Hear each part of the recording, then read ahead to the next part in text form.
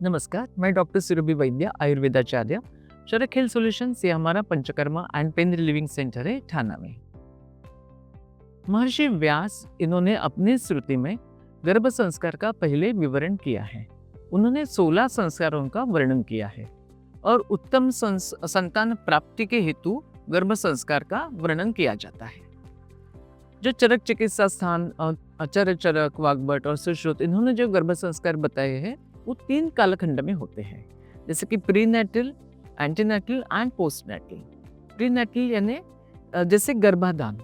गर्भाधान पहले संस्कार के पहले भी बीज शुद्धि और देह शुद्धि आ जाता है।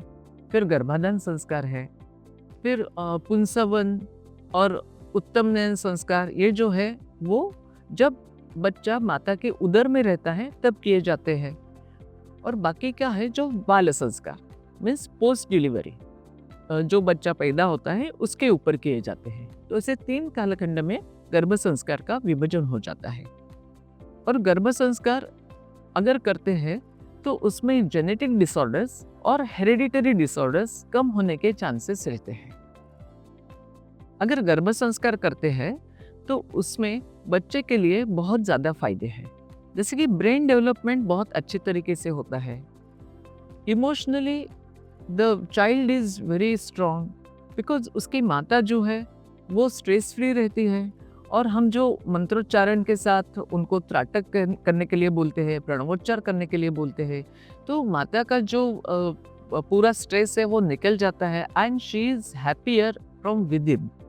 उसका असर बच्चों के ऊपर बहुत अच्छा पड़ता है। और जो धी, धृति एंड स्मृति, धी यानी इंटेलिजेंस, बुद्धि, धृति यानी धारणा शक्ति, grasping power and Smriti means memory, ये तीनों जो एस्पेक्ट्स है हमारे इंटेलिजेंस के, वो जो गर्भ संस्कार के बच्चे से जन्म लेते हैं उनमें बहुत अच्छी तरीके से ये पाए जाते हैं। यानी आप बोल सकते हैं गर्भ संस्कार से जो बच्चे निर्माण होते हैं उनमें ये खूबियाँ अच्छे तरीके से रहती हैं। तो अगर उत्तम प्रति की संतान प्राप्त करनी है तो गर्भ संस्कार का सहारा आप ले सकते हैं। और अर्थात ये कोई जानकार और अनुभवी आयुर्वेदिक चिकित्सक से ही लेना है, इतना जरूर ध्यान में रखना।